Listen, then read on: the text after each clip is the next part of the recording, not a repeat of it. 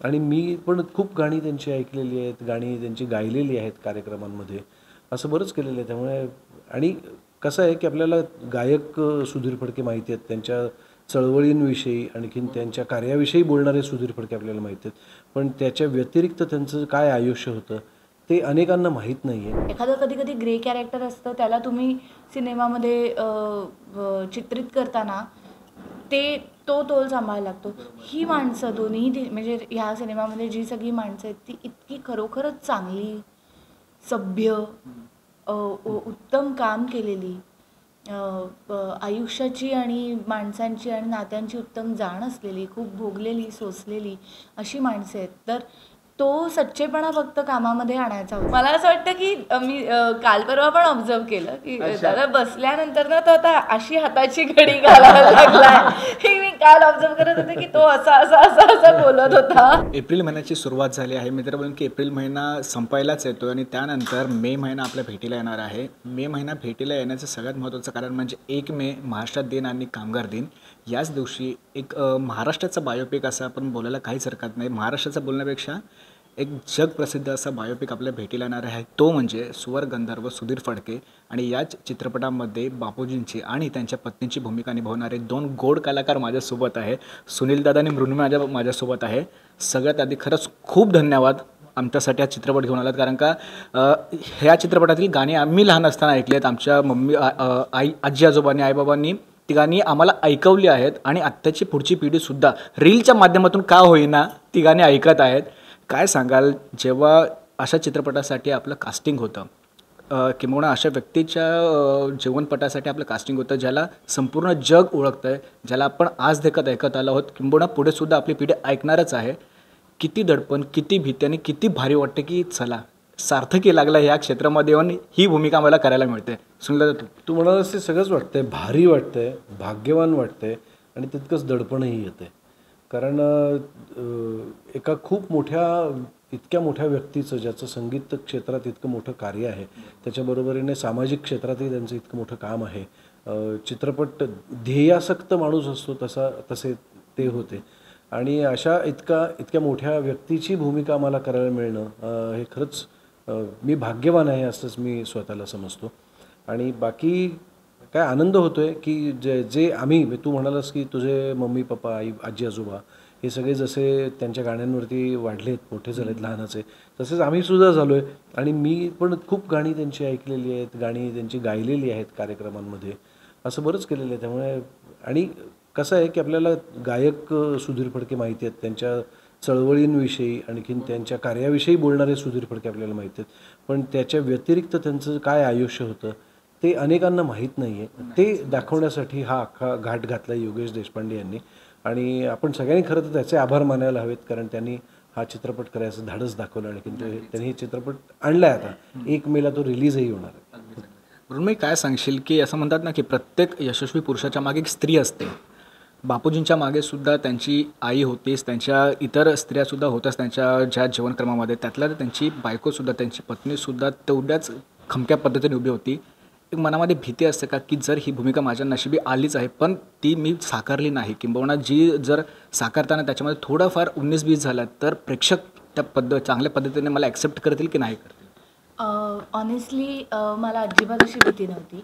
ह्याचं कारण म्हणजे मुळात अशी भीती तेव्हा वाटते जेव्हा कॅरेक्टरच्या बाबतीमध्ये काही मर्यादा हे परफॉर्म करताना कसं म्हणूया, किंवा एखादं कधी ग्रे कॅरेक्टर असतं, त्याला तुम्ही सिनेमामध्ये चित्रित करताना तो तोल सांभाळायला लागतो. ही माणसं दोन्ही म्हणजे ह्या सिनेमामध्ये जी सगळी माणसं आहेत ती इतकी खरोखरच चांगली, सभ्य, उत्तम काम केलेली, आयुष्याची आणि माणसांची आणि नात्यांची उत्तम जाण असलेली, खूप भोगलेली, सोसलेली अशी माणसं आहेत. तर तो सच्चेपणा फक्त कामामध्ये आणायचा होता. याच्या पलीकडे काही भीतीदायक काहीच नव्हतं की अरे बापरे एखादं कॉन्ट्रोवर्सी एखाद्या गोष्टीमुळे क्रिएट होऊ शकेल अशी कुठलीच गोष्ट म्हणजे त्यांचा संघर्ष खूप मोठा आहे. पण अदरवाईज ते खूप स्वच्छ आणि साफ आयुष्य जगलेली माणसं आहेत.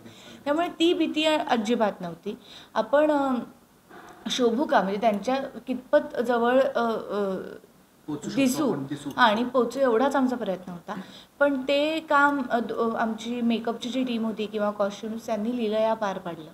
अर्थातच योगेशने त्याचा खूप जास्त अभ्यास केलेला होता. त्याच्याकडे सगळे त्याचे लुक्स आणि स्केचेस तयार होती. आणि तिसरी महत्त्वाची गोष्ट जी ॲक्टरसाठी फार महत्त्वाची असते, तू जो प्रश्न विचारलास त्याला की भीती, तर तुमची जर का स्क्रिप्ट चांगली असेल ना तर तुम्हाला मुळातच ही वाचल्यानंतर तुमची सगळी भीती दूर होते. फक्त एकच तुमच्यावरती जबाबदारी असते की ती वाक्य तितक्या सच्चेपणाने तुम्हाला सादर करायचे आणि पडद्यामधून तुम्हाला लेखकाच्या, दिग्दर्शकाच्या आणि बाबूजी आणि ललिताबाईंनी तेव्हा जे काही केलं असेल, भोगलं असेल, रुसलं असेल, आनंदाचे क्षण असेल, दुःखाचे, तर तसेच्या तसे तुमच्यापर्यंत तुम्ही माध्यम आहात. ते तुम्ही माध्यम किती उत्तम आहात त्याच्यावरती ठरतं की लोक कसे कनेक्ट होणार आहेत. बरं, तर टीझर प्रदर्शित झाला आहे. टीझरच्या सुरुवातीलाच आम्ही बघितलं आहे की गदिमा तुमच्यावर ओरडत आहे, त्या फडकेनी माझं गाणं हरवलं आहे.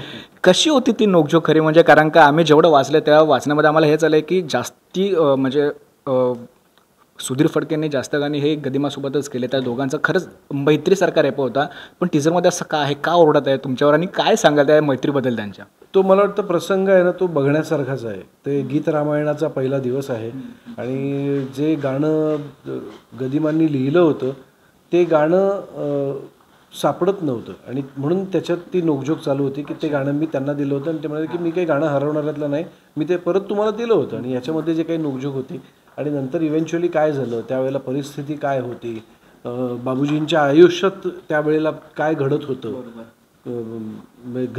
घरगुती पातळीवरती, या सगळ्या गोष्टी ज्या आहेत ते तुम्हाला चित्रपटात पाहायला मिळतीलच. पण त्यांची मैत्री खूप घट्ट होती. दोघंही वेगळ्या वेगळ्या विचारसरणीची माणसं होती, वेगवेगळ्या ठिकाणून. दोघंही खरं तर कोल्हापूरच्या जवळपास तिथूनच आलेत. पण ते नात्याच्यापेक्षाही एक कलाकार म्हणून त्यांचं जे नातं होतं ना ते अतिशय अप्रतिम होतं. आणि कितीही मतभेद असले वेगवेगळ्या विषयांवरचे तरीसुद्धा कामाच्या बाबतीत मात्र ते कुठल्याही आडकाठी मनात ठेवायचे नाहीत किंवा अढी ठेवायचे नाहीत. आणखीन मनमोकळेपणाने त्यांचं पूर्ण सर्वस्व अर्पून ते काम करायचे, हे मात्र त्यांच्या कामातून आपल्याला दिसतं. म्हणजे असं बोलायला हरकत नाही की पर्सनल आयुष्यामध्ये ग्रजच नव्हता, फक्त जे काही नोकझोक असेल ती फक्त कामाच्या बाबतीमध्ये होती, जे काम 100% चांगलं झालं पाहिजे असं. ॲब्सोल्युटली. बरं, तर टीझर जसं पुढे सरकतो त्या टीझरमध्ये थोडेफार आम्हाला ग्लिम्स बघायला मिळतात, मग ज्यामध्ये तुमचं आणि गीत रामायणासाठी झालेलं भांडण असू दे, किंबहुना सावरकर तुमच्याकडे, सावरकर तुम्हाला म्हणजे सुधीर सरांना बोलतात की मला एक तुझ्या तोंडून ते गाणं ऐकायचं आहे. सिनेमामध्ये 2.5 तासाच्या सिनेमामध्ये माझे मित्र बोलेन की योगेश दादाचं खरंच कौतुक केलं पाहिजे की एवढा सगळ्या प्रवासाने 2.5 तासामध्ये दाखवला आहे, किंबहुना दाखवण्याचा प्रयत्न त्यांनी केला आहे. दोघांना विचारायला आवडेल की तुमच्यासाठी आवडलेला असा कोणता प्रसंग आहे जो शेवटपर्यंत आणि आज देखत लक्षात आहे की नाही तो प्रसंग करताना मनामध्ये तो बसलाय, बस बाकी काही होऊ दे पण हा भाई प्रसंग आपल्या मनातून जाणार नाही, असं काय सांगा? नाही, खूप प्रसंग होते तसे. मग ते दादरा नगर हवेलीचं संग्राम असेल, मुक्तीसंग्रामासाठी दोघांनी ललिताबाई आणि बाबूजी, ललिताबाई म्हणाल्या की तुम्ही एकटे जाणार नाही, मी तुमच्यासोबत येणार आहे, तर तो प्रसंग असेल. किंवा जसं तुम्हाला ती नोकझोक गीत रामायणाचं गाणं सापडत नाही तेव्हाची असेल, किंवा गदिमांनी अनेक वेळेला सुचवलेले काही गाणी होती ज्याला बाबूजींनी नकार दिला आहे, आणखी ते म्हणाले की परत एकदा नवीन गाणं लिही, त्याच्यावरून असलेले असे अनेक गोष्टी आहेत.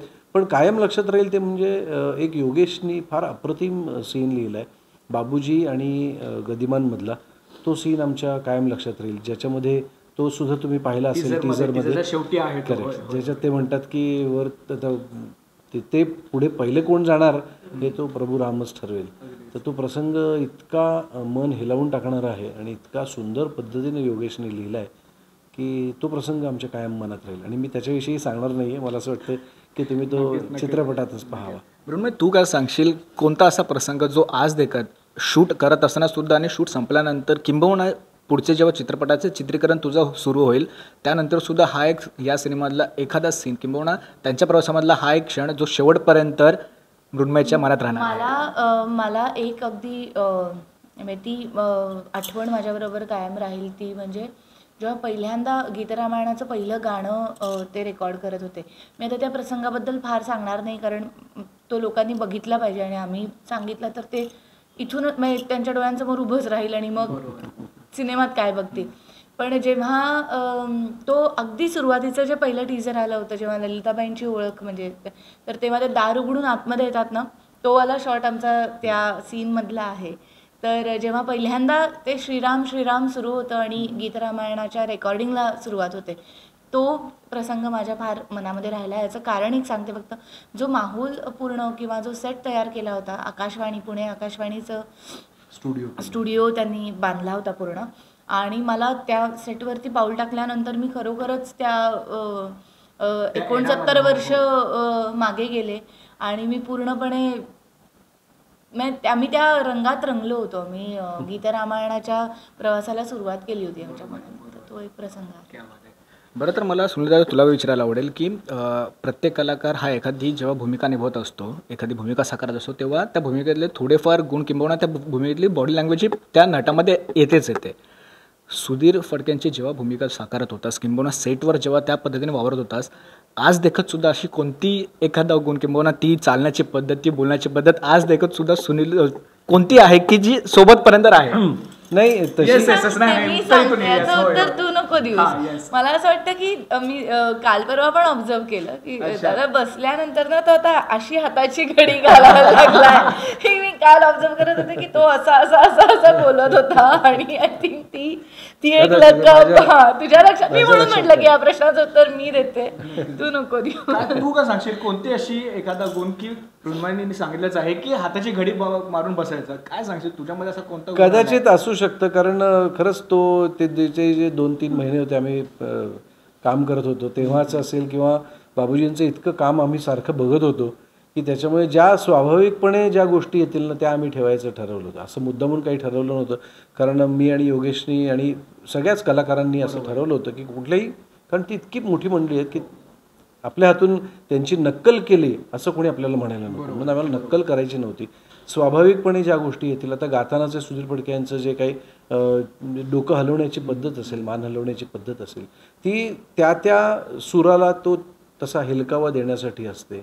किंवा एखादा सूर जर का त्यांना जास्त प्रोजेक्ट करायचं असलं तर त्यांचा हात आपोआप पुढे होतो. तर ह्या सगळ्या त्याला खूप लॉजिकल गोष्टीसुद्धा आहेत आणि म्हणून त्या करण्याचा प्रयत्न आम्ही केलेला आहे. आणि त्या गोष्टी आता कदाचित राहिल्या असतील तर चांगल्या आहेत मित्र, बोल आनंदच आहे. त्यांचा सूर सुद्धा थोडासा आला तर मला जास्त आवडेल. बरं, तर आत्ताच्या घडीचे गायक असतील, आधीच्या घडीचे गायक असेल, तर प्रत्येक गायकाची एक त्यांच्या गायकीची एक विशिष्ट पद्धत असते. किंवा आता बोलून की अरिजित सिंग जर ऐकलं आपण तर असं बोलतो की विरहगीत जर कोणाचे असेल तर अरिजित सिंगचं ऐकावं वगैरे. किंवा जे मराठीमध्ये सुद्धा खूप चांगले गायक आहेत. प्रत्येक पर्टिक्युलर गायकसाठी एक वेगवेगळा झोन आहे किंवा एक वेगवेगळी संवेदना आहे.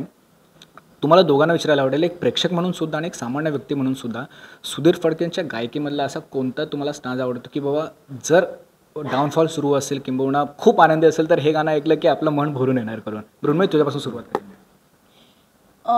अशी खूप गाणी आहेत, म्हणजे मला त्यांची ऑलमोस्ट सगळी गाणी खूप मनापासून आवडतात.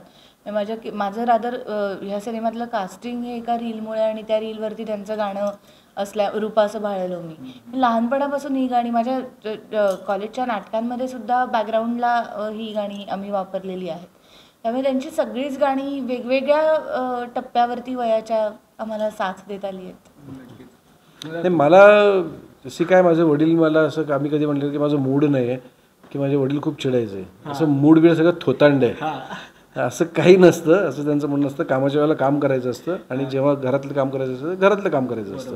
त्यामुळे माझं मूड आहे म्हणून मी आता हे ऐकेन असं कधी नव्हतं. एवढं नक्की आहे की जेव्हा कधी संगीत ऐकण्याची संधी मिळत होती आणि बाबूजींचं कुठलंही गाणं तुम्ही लावलं ना की तुमचं मूड मात्र टवटवीत आणि छान व्हायचा, हे मात्र नक्की. त्यामुळे त्यांची कुठलीही गाणी तुम्ही घेतलीत ना तरी ती तितकाच आनंद देतात, तितकाच आणि ते इतक्या मनापासून गातात की ते कसे गायले असतील ना स्टुडिओमध्ये हे सुद्धा तुमच्या डोळ्यासमोर उभं राहतं आणि त्यांच्या डोळ्यात एक आनंद दिसतो कुठलंही गाणं गाताना. मग ते आयुष्याबद्दल बोलणारं दैवजात दुःखे भरता दोषणा कुणाचा, पराधीन आहे जगती पुत्र मानवाचा असं गाणं असू देत किंवा अतिशय आनंदाचा राम जन्मला ग बाई सखे राम जन्मला हे असू देत, कुठलंही गाणं असलं किंवा अगदी मला मगाशी गाणं आठवलं ते नसे राऊळी वा नसे मंदिरी जिथे राबती हात तेथे हरी, हे गाणं असू देत. मग ते तसेच दिसतात. त्यामुळे त्यांचं कुठलंही गाणं तुम्ही ऐकलं ना तर तुम्हाला तितकाच आनंद देतो आणि त्या गाण्यात तुम्ही हरवून जाता, एवढं खरं आहे. नाही, खरंच खूप भारी वाटतं. तुर्तास वेळेच्या भाऊ मी इकडे थांबतोय, पण एक शेवटचा प्रश्न तुम्हाला दोघांना विचारायला आवडेल की आम्ही सुधीर फडकेंना फक्त ऐकलं आहे, आपण सगळ्यांनीच ऐकलं आहे. आपले आजी आजोबा असतील, त्यांनी त्यांचं कामसुद्धा बघितलं असेल, किंबहुना त्यांना प्रत्यक्ष नाही भेट झाली तरी पण कुठे ना कुठे त्यांना बघितलं असेल. पण ह्या सिनेमामधून, ह्या चित्रपटामधून आजच्या पिढीला सुधीर फडकेंची कोणती छाप किंबहुना कोणती अशी प्रतिमा प्रेक्षकांना बघायला मिळेल? एक कलाकार म्हणून काय सांगाल तुम्ही? ते माणूस म्हणून किती मोठे होते ना, हे सुद्धा तुम्हाला कळेल. नुसतंच संगीतकार तर ते मोठे होतेच, तो बोलण्याचा सुद्धा प्रश्न येत नाही. पण माणूस म्हणून किती मोठा होता, कसं आपण ध्येयापोटी आपण काय काय गोष्टी करू शकतो आणि कसं ध्येयनिष्ठ असावं याच्या बाबतीत असेल. राष्ट्रभक्ती म्हणजे काय असावी ते असेल. एखाद्या व्यक्तीबद्दल इतका आदर असावा की त्याच्याविषयी आपण त्याच्याबद्दल त्याच्या आयुष्याबद्दल बोलणारा एक चित्रपट बनवावा, यासाठी सर्वस्व झोकून द्यावं असं वाटावं. असं या सगळ्या गोष्टी त्यांच्या या चित्रपटातून तुम्हाला पाहायला मिळतील. त्याच्याबरोबरीनंच म्हणजे हे काम उत्तम करतोय म्हणून घराकडे दुर्लक्ष झालं आहे, मुलांकडे दुर्लक्ष झालं आहे असंही नाही. ते घर सांभाळून या सगळ्या गोष्टी ते करत होते. वेळ प्रसंगी त्यांनी काम सोडलं आहे आणि ते घरात, मला तिकडे जोपर्यंत श्रीधरला बरं वाटत नाही तोपर्यंत मला काम करवणार नाही असंही म्हणून ते घरी गेलेले आहेत. त्यामुळे ह्या सगळ्या बाकीची जी अंग आपण एकूण माणसाबद्दल म्हणतो ना, ते सगळ्या अंगांविषयी तुम्हाला बाबूजी म्हणून, माणूस म्हणून सुद्धा किती थोर होता, बरोबर, हे आपल्याला कळतं. तू काय सांगशील? मी म्हणेन फक्त माझ्या हाताला हात लावून, कारण सुनील दादा जे बोलला तेच मी सांगेन की त्यांच्या सांगीतिक संघर्षाबरोबर त्यांच्या वैयक्तिक आयुष्यामध्ये त्यांना किती संघर्ष करायला लागला आणि एक कलाकार म्हणून किती गोष्टींमधून तावून सुलाखून निघाल्यानंतर ती झळाळी लोकांना दिसते, तो प्रवास ह्या सिनेमात बघायला मिळेल.